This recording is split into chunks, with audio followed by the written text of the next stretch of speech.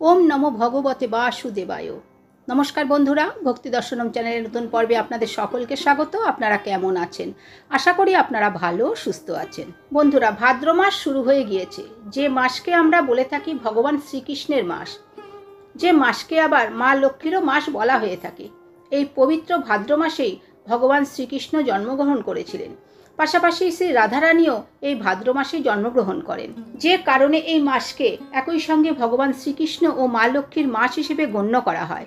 শুধু তাই নয়, এই ভাদ্র মাস নানা কারণে একটি গুরুত্বপূর্ণ মাস। ভদ্রাবতী পুজো এই মাস থেকেই শুরু হয়। আবার এই মাসে একটি অন্যতম গুরুত্বপূর্ণ দিন হলো কৌশিকী অমাবস্যা। সর্বোপরি এই মাসের সবথেকে গুরুত্বপূর্ণ দিন হিসেবে গণ্য করা হয় অজা একাদশী এবং ভাদ্র পূর্ণিমার দিনটিকে। তাই নানা দিক থেকে এই ভাদ্র মাস যথেষ্টভাবে গুরুত্বপূর্ণ। সেই কারণে বলা হয়ে থাকে এই পবিত্র ভাদ্র মাস আধ্যাত্মিক সাধনার জন্য একটি অন্যতম উপযুক্ত মাস। হিন্দু শাস্ত্র অনুযায়ী এই ভাদ্র মাসে বিশেষ কিছু কাজ করলে যেমন গৃহে সৌভাগ্য নিয়ে আসে, ঠিক তেমনি এই ভাদ্র মাসকে যেহেতু শূন্য মাস বলা হয়ে থাকে, সেই কারণে এই মাসে এমন কিছু কিছু কাজ রয়েছে যেগুলি এড়িয়ে চলা প্রয়োজন। এর পাশাপাশি এই মাসে খাওয়ারও একটি বিশেষ নিয়ম রয়েছে। এমন কিছু খাদ্য রয়েছে যা এই মাসে গ্রহণ করলে দেহ ও মন পবিত্র এবং নীরোগ থাকে। আবার এমন কিছু খাদ্য রয়েছে যা এড়িয়ে চললে তার শরীর ও স্বাস্থ্যের জন্য অত্যন্ত ভালো।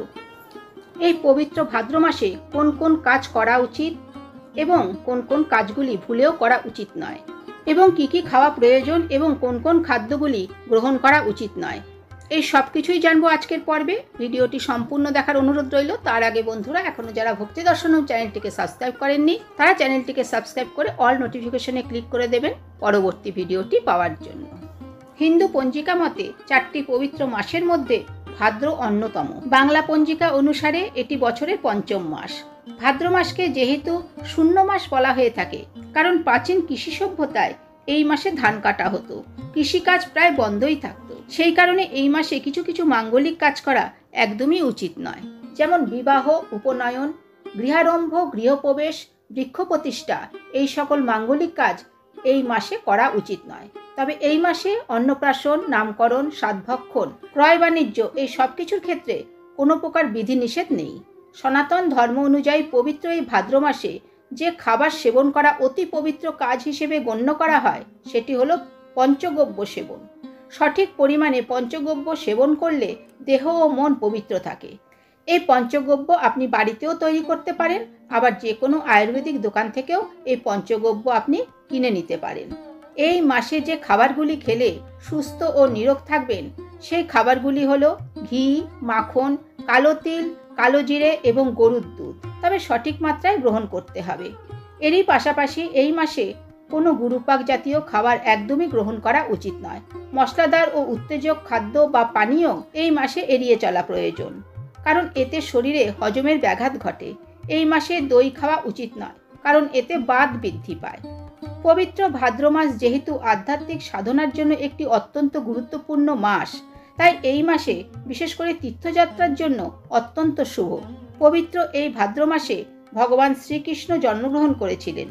আবার এই মাসে শ্রী শ্রী রাধারানীও জন্মগ্রহণ করেছিলেন। সেই কারণে এই মাসে যদি জন্মাষ্টমী ও রাধা অষ্টমী এই দুটি ব্রত পালন করতে পারেন, তাহলে সেটি গৃহের পক্ষে অত্যন্ত শুভ।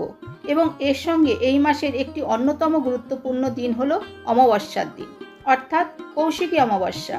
এই অমাবস্যায় মা কালীর পূজা আরাধনা করলে ভক্তের সকল মনোবাঞ্ছা পূরণ হয়।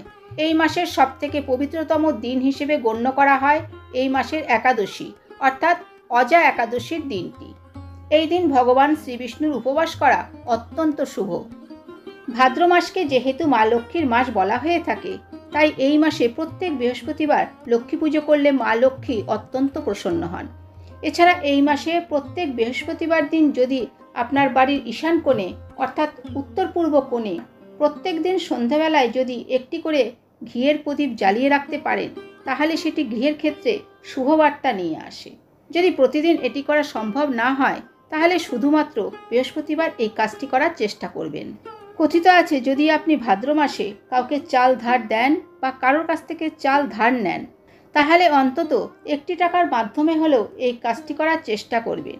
সম্পূর্ণ ধার বাকি এই মাসে করা একদমই উচিত নয়। ভাদ্র মাস যেহেতু আধ্যাত্মিক সাধনার মাস, তাই এই মাস গীতা পাঠ করার জন্য বা গীতা পাঠ শুরু করার জন্য সবথেকে উত্তম মাস। তাই সম্ভব হলে এই মাসে প্রত্যেক দিন অন্তত গীতার একটি করে শ্লোক পাঠ করা প্রয়োজন।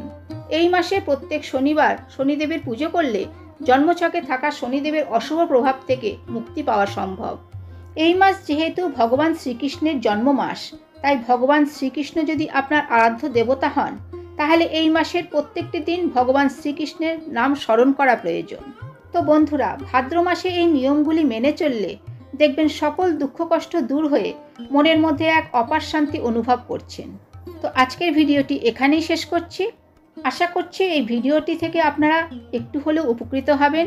ভিডিওটি ভালো লাগলে ভিডিওটি আপনার বন্ধু বান্ধব আত্মীয় পরিজনদের মধ্যে শেয়ার করুন। আর যারা নতুন বন্ধু তারা চ্যানেলটিকে সাবস্ক্রাইব করুন। আবার দেখা হবে পরবর্তী ভিডিওতে। ততক্ষণ ভালো থাকবেন, সুস্থ থাকবেন। ধন্যবাদ।